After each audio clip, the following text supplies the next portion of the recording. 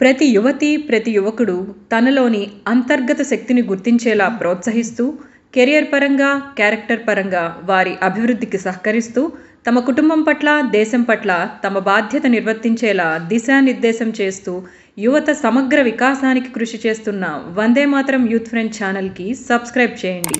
Notification కోసం bell ఐకాన్ని click చేయండి.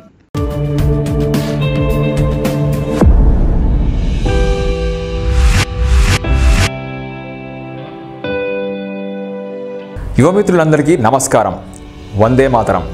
సద్గురు జగ్గి వాసుదేవ్ గారిని అభిమానించేవారు, అనుసరించేవారు లక్షల్లో ఉన్నారు.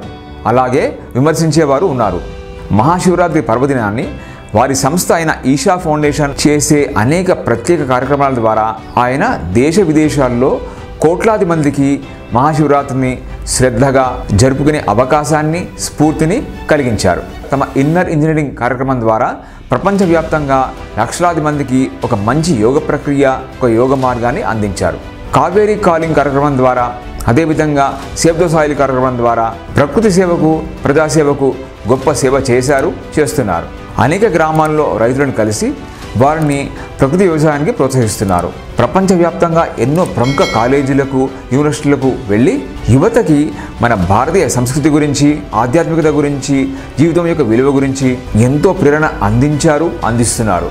అయితే కొంతమంది చేస్తున్న విమర్శలు చూస్తే సద్గురు వంటి వారి మీద కొంత సందేహం వచ్చే అవకాశం ఉంది. మనుషులు గందరగోళపడే అవకాశం కూడా ఉంది.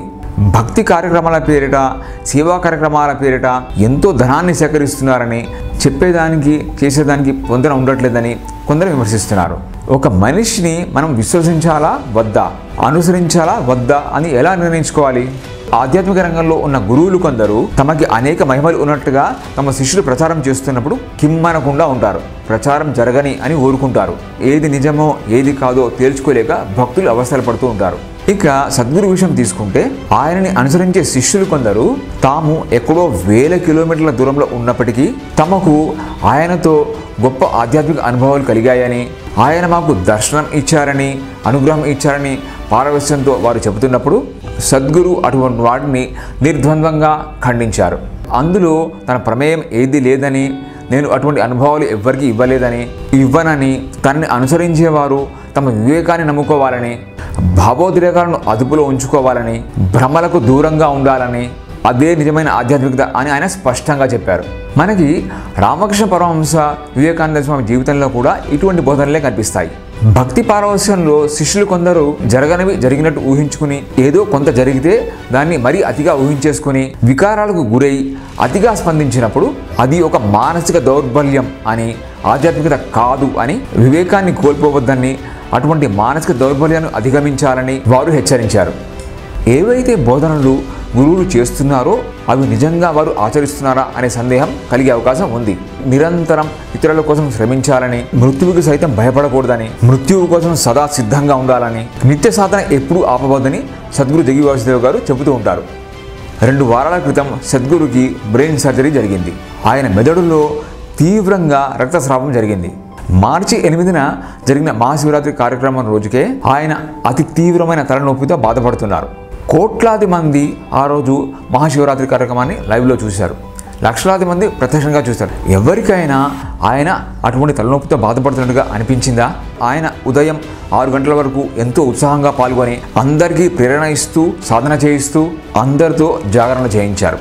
అది ఆయన సత్తా. అప్పటికే ఆయన మెదడులో ఒకసారి తీవ్రంగా రక్తస్రావం జరిగింది. దానికి 1 వారం తర్వాత తలనొప్పి మరింత తీవ్రతరం కావడంతో ఆయన ఒక న్యూరాలజిస్ట్ని సంప్రదించారు. వెంటనే ఎంఆర్ఐ చేయాలని డాక్టర్ చెప్పినప్పటికీ తాను గత 40 ఏళ్లుగా ఎన్నడూ సాయంత్రం 6 గంటలకు జరిగే మీటింగ్ మిస్ అవ్వలేదని, అది పూర్తయిన తర్వాతనే ఎంఆర్ఐ చేద్దామని సద్గురు చెప్పడంతో డాక్టర్లకు ఒప్పుకోక తప్పలేదు. ఎంఆర్ఐ చేసిన డాక్టర్లు నిర్ఘాంతపోయారు.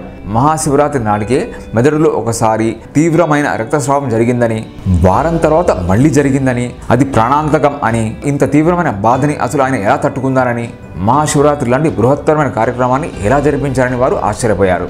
వెంటనే సర్జరీ చేయాలి అని డాక్టర్లు హెచ్చరించారు. అయితే అదే సమయంలో ఇండియా టుడే కాంక్లేవ్ అనే ముఖ్యమైన కార్యక్రమం ఉందని, దానిలో తాను తప్పక పాల్గొనాలి అని ఆయన పెయిన్ కిల్లర్స్, కొన్ని సెడేటివ్స్ వేసుకుని నిబ్బరంగా ఆ కార్యక్రమంలో పాల్గొన్నారు. అద్భుతంగా మాట్లాడారు. ఇక ఆ తర్వాత పరిస్థితి మరింత విషమించడంతో ఆయన ఆపరేషన్కి ఒప్పుకున్నారు. ఆపరేషన్ అయిన వెంటనే స్పృహ రాగానే ఆయన అందరితో ఎంతో సరదాగా మాట్లాడడం చూసి అందరూ ఆశ్చర్యపోయారు. అసలు ఈయనకి మృత్యు అంటే భయం లేదా, లెక్క లేదా అని ఆ సమయంలో ఆయన చూసిన వారందరికీ అనిపించింది. ఆయన అతివేగంగా కోలుకున్న తీరు చూసి డాక్టర్లు ఎంతో ఆశ్చర్యపోయారు. సర్జరీ మాత్రం మేము చేశాము, కానీ ఆయనే హీల్ చేసుకుంటారు అని వారు వ్యాఖ్యానించారు. మనం దీన్ని వాకింగ్ ద టాక్ అనవచ్చా? అంటే ఏదైతే ఆయన బోధిస్తున్నారో అది ఆయన అక్షరాలు ఆచరిస్తున్నారు కదా. ఆయన స్థితి ఒక ఉన్నతమైన స్థితి అని మనం దీన్ని బట్టి అర్థం చేసుకోలేమా? మరొక విషయం చూద్దాం. మనం సాధారణంగా గమనించే ఒక విషయం ఏమిటంటే, ఎంతోమంది స్వామీజీలు, పీఠాధిపతులు నిజాలు నిర్భయంగా మాట్లాడడానికి సంకోచిస్తారు. ముఖ్యంగా సెక్యులరిజం పేరిట హిందువులకు జరుగుతున్న అన్యాయం గురించి, హిందువులపై జరుగుతున్న దాడుల గురించి ఒక పట్టాన మాట్లాడరు, కనీసం స్పందించరు. ఎక్కడ వివాదాస్పదం అవుతుందో అని భయపడుతూ ఉంటారు. కానీ సద్గురు ఆ విషయంలో నిర్భయంగా ఉంటారు. అయోధ్యలో శ్రీరామ మందిరం ప్రాణ ప్రతిష్ఠ సందర్భంగా ఆయన మాట్లాడుతూ, మందిరం కట్టడం ఇప్పటికే 70 సంవత్సరాలు ఆలస్యం అయిపోయిందని, మన దేశానికి స్వాతంత్రం వచ్చి రాగానే గుడి నిర్మాణం చేయవలసిందని, ఎందుకంటే మన భారత జాతికి అతి ముఖ్యమైన ఆ రాముడి గుడి స్థానంలో ఒక విదేశీ రాజు వచ్చి అక్కడ గుడిని కూలగట్టి ఒక మసీదు కట్టడం అనేది కేవలం బంగారం దోచుకోవడం కోసమో లేక హిందూ మతం మీద ద్వేషంతోనో మాత్రమే కాదు, హిందువుల మనోధైర్యాన్ని, ఆత్మవిశ్వాసాన్ని ధ్వంసం చేయడం కోసమే అని. కాబట్టి అటువంటి అవమానకరమైన ప్రతీకని తొలగించి ఇప్పటికైనా మనం ఆ గుడి కట్టుకుంటున్నందుకు చాలా సంతోషంగా ఉంది అని ఆయన వ్యాఖ్యానించారు. ఇంత ధైర్యంగా ఎంతమంది పీఠాధిపతులు, స్వామీజీలు మాట్లాడగలరు? అదేవిధంగా CAA చట్టం విషయంలో కూడా ఆయన పాకిస్తాన్లో, బంగ్లాదేశ్లో, ఆఫ్ఘనిస్తాన్లో హిందువులు ఎటువంటి నరకయాతన అనుభవిస్తున్నారో తనకి బాగా తెలుసని, ఈ చట్టం ద్వారా అటువంటి వారిని ఎందరినో మనం కాపాడే అవకాశం మనకు ఉందని ఆయన ధైర్యంగా అన్నారు. నిరసన తెలియజేస్తున్న వారు కేవలం అజ్ఞానంతో ఆ పని చేస్తారని కూడా ఆయన అన్నారు.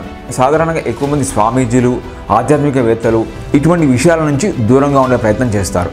కానీ సద్గురు అటువంటి వ్యక్తి కాదు. దీనివల్ల ఎంతోమంది ముస్లింల దగ్గర నుంచి, కొన్ని రాజకీయ పార్టీల నుంచి ఆయనకి తీవ్రమైన విమర్శలు వచ్చాయి.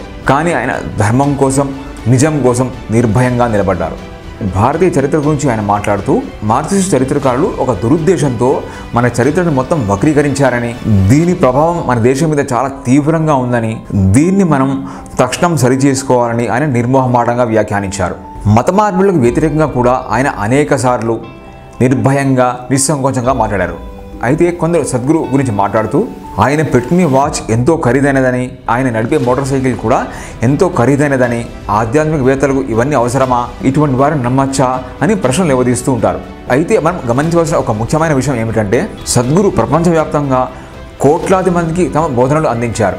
వారు యువత కానివ్వండి, మధ్య వయస్కులు కానివ్వండి, వృద్ధులు కానివ్వండి, అందరితో ఆయన చెప్పే అతి ముఖ్యమైన విషయం ఒకటే: ఈ జీవితం అతి విలువైనది, కానీ రేపు ఏమి జరుగుతుందో ఎవరికీ తెలియదు, అది అశాశ్వతం.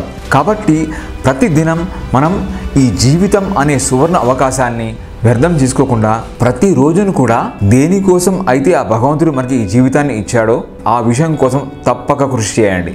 ప్రతినిత్యం యోగ సాధన, ఆధ్యాత్మిక సాధన చేయండి. మీ అంతర్గత శక్తిని వెలికి తీయండి. జ్ఞానాన్ని వృద్ధి చేసుకోండి. పూర్తి చైతన్యంతో జీవించండి.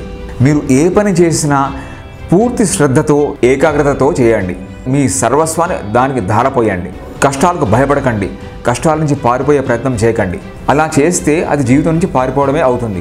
జీవితాన్ని నిర్భయంగా జీవించండి. పూర్తిగా ఆస్వాదించండి. జీవితాన్ని సార్థకం చేసుకోవడానికి, పరిపూర్ణత్వం పొందడానికి అదే మార్గం అని ఆయన ప్రతి సందర్భంలోనూ సూటిగా మాట్లాడుతూ ఉంటారు. ఇది అసలు సిసలైన ఒక భారతీయ యోగి లక్షణం. ప్రపంచం మొత్తాన్ని ఆధ్యాత్మికమయం చేయడం భారతదేశ కర్తవ్యం.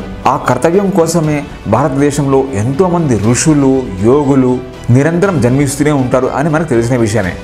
సద్గురు నిస్సంకోచంగా అటువంటి వారిలో ఒకరు. లక్షలాది మంది ప్రజలు, అందులోనూ ఎంతోమంది యువత ఆయనతో ప్రేరణ పొందారు, పొందుతున్నారు. తమ జీవితాన్ని సరైన దిశకు మళ్లించుకుంటున్నారు. జీవితాన్ని సార్థకం చేసుకునే ప్రయత్నం చేస్తున్నారు. ఆయన ఎంతోమందికి గల సందేహాలను తీర్చారు. ఎందరో మనుషుల్లో ధైర్యాన్ని నింపారు.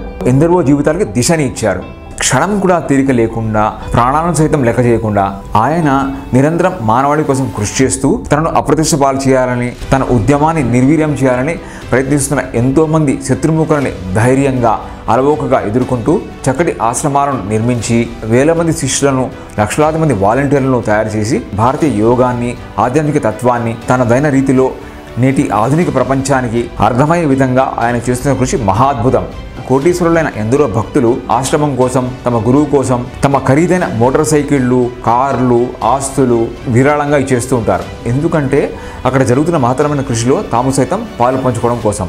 కాబట్టి సద్గురు ఒక కాస్ట్లీ మోటార్ సైకిల్ నడిపారనో, ఒక ఖరీదైన వాచ్ పెట్టుకున్నారనో చూడకుండా అసలు ఆయన ఆ వస్తువులకు అటాచ్ అయి ఉన్నారా లేదా అని చూడడం ముఖ్యం. మనకి భగవద్గీతలో చెప్పినట్టు ఒక వస్తువుని వాడినప్పుడు దాని పట్ల మనకు మమకారం లేకుండా ఉంటే చాలు, వారు ఆ వస్తువుకి దూరంగా ఉన్నట్టే లెక్క. అలాంటి వారు యోగులే, అది యోగి తత్వమే. కాబట్టి ఆయన ఉద్దేశం ఏమిటి, ఆయన చేస్తున్న పనులు ఏమిటి, దాని ఫలితం ఏమిటి అని కనుక మనం చిత్తశుద్ధితో నిజాయితీతో గమనిస్తే మనకి విషయం తప్పక అర్థమవుతుంది. అయితే అక్కడక్కడ చిన్న చిన్న లోపాలు ఉండవచ్చు. ఆయన చెబుతున్న విషయాలు కొన్ని శాస్త్రాలకి అనుగుణంగా ఉండకపోయి ఉండవచ్చు. ఆది శంకరాచార్యులది ఒక పద్ధతి, రామానుజాచార్యులది మరో పద్ధతి, రామకృష్ణ పరమహంసది ఒక పద్ధతి, శ్రీ అరవిందునిది మరో పద్ధతి, వివేకానంద స్వామిది ఒక పద్ధతి, రమణ మహర్షిది మరో పద్ధతి. ఇలా ఆధ్యాత్మిక రంగంలో అనేక పద్ధతులు ఉండవచ్చు. ఒక్కోసారి ఒకదానికి ఒకటి కొద్దిగా వ్యతిరేకంగా ఉన్నాయా అని కూడా మనకి అనిపించవచ్చు. ఏకం సత్ విప్రాహ బహుధా వదంతి అని మన శాస్త్రాలు చెబుతున్నాయి. సత్యం ఒకటే, కానీ దాన్ని ఋషులు వివిధ రకాలుగా చెప్తారని దాని అర్థం. అది సత్యం యొక్క తత్వమే, ప్రత్యేకతయే. అది సత్యం యొక్క తత్వం అని, సత్యానికి ఎన్నో కోణాలు ఉన్నాయని మనం అర్థం చేసుకోవాలి. ముఖ్యమైన విషయం ఏమిటంటే మనం సారాన్ని గమనించడమే. అదే పని చేద్దాం. విమర్శించడమే పనిగా పెట్టుకుంటే మనమే ఒక నెగిటివ్ వ్యక్తిగా తయారవుతాం. కాబట్టి సహనంతో విషయాలను లోతుగా అర్థం చేసుకునే ప్రయత్నం చేద్దాం. మనం గొప్ప గొప్ప పనులు చేయలేకపోవచ్చు, కానీ బాధ్యతారహితమైన విమర్శలు చేయకుండా ఉండవచ్చు. మన వంతుగా మంచికి సహకరించవచ్చు, ఉన్నతులుగా ఎదగవచ్చు. వందే మాతరం.